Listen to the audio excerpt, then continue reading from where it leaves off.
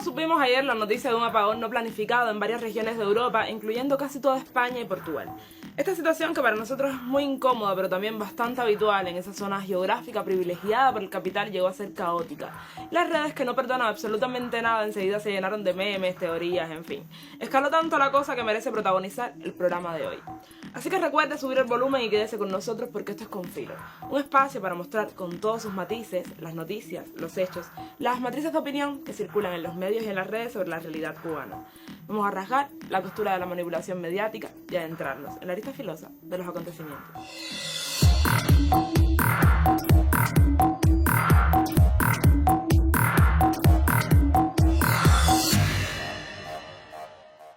Desde Madrid, la capital de España, se han visto las principales afectaciones de este apagón eléctrico que comenzó desde las 12:30 del día y hoy, 6 horas después, todavía se desconocen las causas. Se habla de un ciberataque, también se habla desde el gobierno de Portugal de algunas condiciones atmosféricas que hubiesen podido ocasionar este corte de luz en toda España y también en algunos países como Portugal y Andorra. A esta hora, en el centro de Madrid, pues la gente está caminando literalmente hacia sus casas porque todo el transporte público de trenes se ha visto recortado y solamente funcionan los autobuses. Se anuncia también que todos los servicios de trenes de media y larga distancia dejarán de funcionar por lo menos en unas 10 o 12 horas. Los aeropuertos siguen funcionando más o menos con normalidad y el presidente Pedro Sánchez ha decretado la emergencia eléctrica en toda España. Pero eso sí, 9 comunidades autónomas poco a poco van recuperando la normalidad. Se desconocen las causas, se habla de también un ciberataque,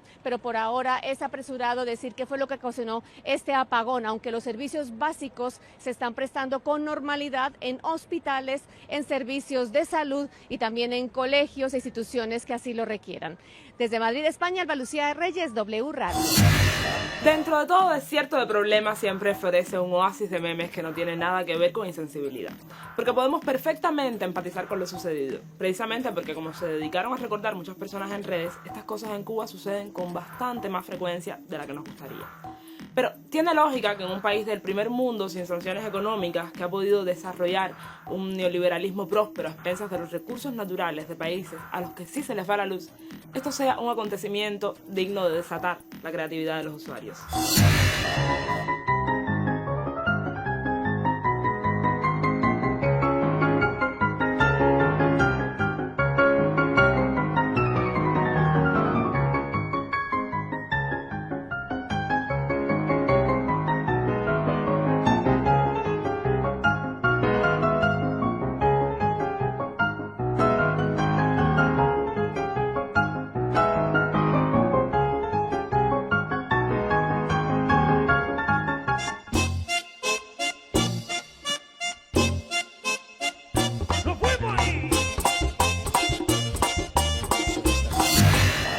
A pesar de los chistes, la situación se puso bastante seria. La infraestructura europea no está diseñada para cortes de electricidad porque a ellos no se supone que les pasen estas cosas.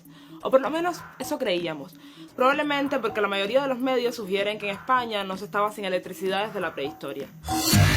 En Granada, yo no sé si el 99, pero yo lo que sí sé es que en el barrio, el Distrito Norte, donde normalmente hay apagón, en determinadas zonas siguen sin luz. Acabo de hablar con vecinos y ellos todavía siguen en apagón. Me parece muy importante porque es uno de los grandes temas de los que cuando hay gente como yo que vamos mucho a Granada, que tenemos amigos, familia incluso ahí, sabemos que hay barrios enteros donde casi nunca hay luz, donde más bien es excepcional que la haya. Cuéntanos, por favor, Manuel, a toda la gente que nos está viendo, cuáles son estas zonas y por qué no tienen luz. Efectivamente, durante ya más de 15 años, determinados barrios de Granada, que todos se ubican en una zona, a mí no me gusta llamarle pobre, sino empobrecida, y una zona olvidada, pues viven sin luz, pagando luz. Y quiero recalcar bien, porque es que cuando se generaliza y se quiere victimizar, se dice que no se paga la luz, pero allí la gran mayoría de las personas pagan su luz y sin embargo viven sin luz. Y se ha hecho de todo, y hemos hecho de todo, y el problema sigue, es decir, sigue, y ahora yo decía esta mañana, porque todos hablamos del apagón, que ojalá este apagón nos enseñe muchas cosas, pero entre ellas a solidarizarnos y a ser empáticos y solidarios con los vecinos y con las vecinas del Distrito Norte de nuestra ciudad, también de otras ciudades de España, pero el Distrito Norte de la ciudad, que están sin luz durante más de 15 años. Y esto es una vulneración grandísima de los derechos humanos. Y para que no se nos olvide que los problemas realmente graves en estos últimos años generalmente no están en Europa, nos vamos a la mira. No existe un horror nuevo que se pueda fabricar sobre esa tierra tan llamativo como para que las cámaras volteen masivamente a comprobar que sigue muriendo gente desamparada allí. Casi cualquier desgracia que sucede en el mundo está sucediendo constantemente en Gaza. El representante palestino ante la Corte Internacional de Justicia acusó a Israel de utilizar el bloqueo de la ayuda humanitaria como arma de guerra. El máximo tribunal de la ONU empezó el lunes 5 días de audiencias para aclarar qué debe hacer Israel con respecto a la presencia de la ONU y sus agencias, organizaciones internacionales o de otros estados para asegurar y facilitar la entrada sin obstáculos de suministros urgentes esenciales para la supervivencia de la población civil palestina. Estos son los hechos. La hambruna está aquí. La ayuda humanitaria se está utilizando como arma de guerra. Todas las panaderías de Gaza que reciben ayuda de la ONU se han visto obligadas a cerrar sus puertas. 9 de cada 10 palestinos no tienen acceso al agua potable. Las instalaciones de almacenamiento de la ONU y otras agencias internacionales están vacías.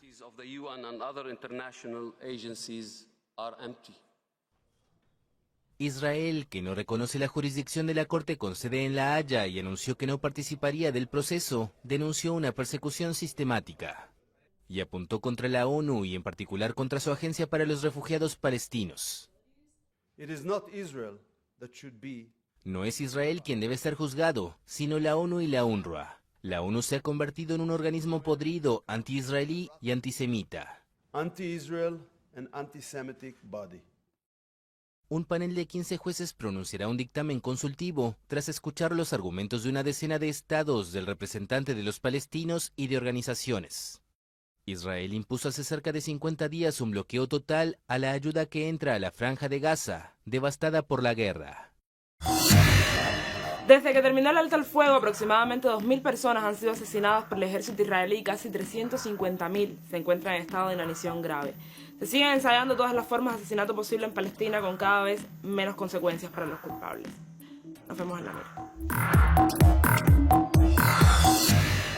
Mientras el encargado de negocios norteamericano cumple aquí funciones muy poco diplomáticas, interviniendo en asuntos internos e incitando a la población a actuar en contra de las autoridades, como parte de este intercambio cultural hostil, en Washington, los I220A decidieron adelantar la celebración del 1 de mayo, trabajando en su permanencia.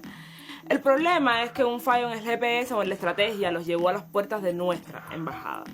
Se entiende si lo que quieren es engordar un poco la carpeta de miedo creíble porque sienten que no tienen suficiente militancia probable. Necesitan montar toda la escenografía, pero si el problema son sus trámites migratorios, ya eso no tiene nada que ver con Cuba. Quien quiso Disney tiene que negociar con Donald. Cubanos con I220A realizaron otra protesta. Ahora el número de personas que asistieron fue muy pequeño para la cantidad de cubanos con este estatus migratorio que hay en Estados Unidos.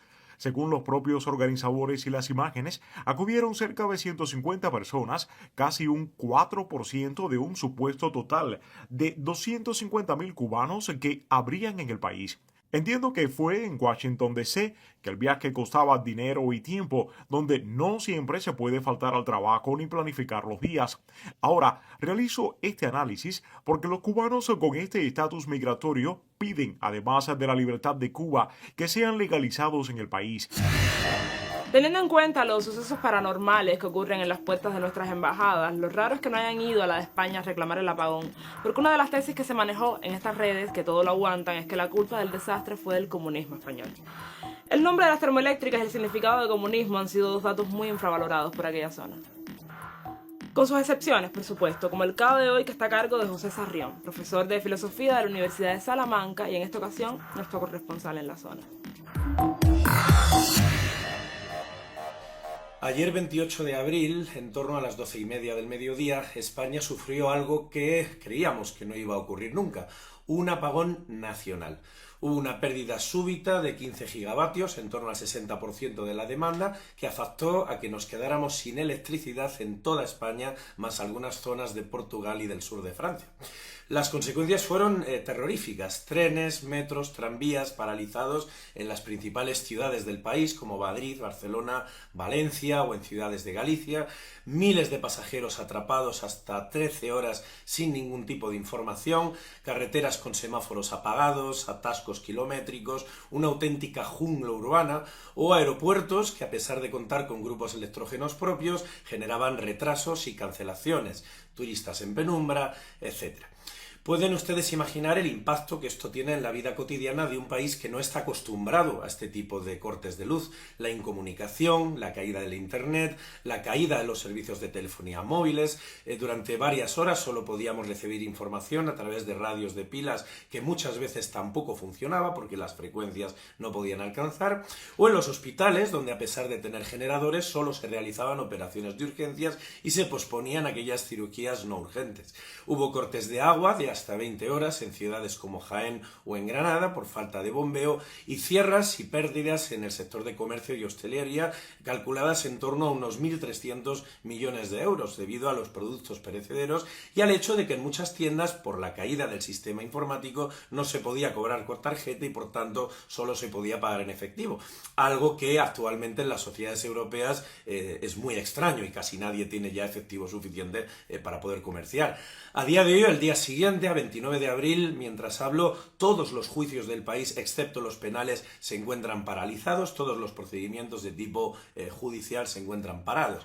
Hay miles de crónicas de angustia y de estrés, testimonios de usuarios que fueron atrapados en los ascensores, familias descoordinadas y sin información entre ellas, y unas instituciones lentas en la restauración, hasta 20 horas en algunas zonas rurales, y faltas de explicaciones por parte de la red eléctrica.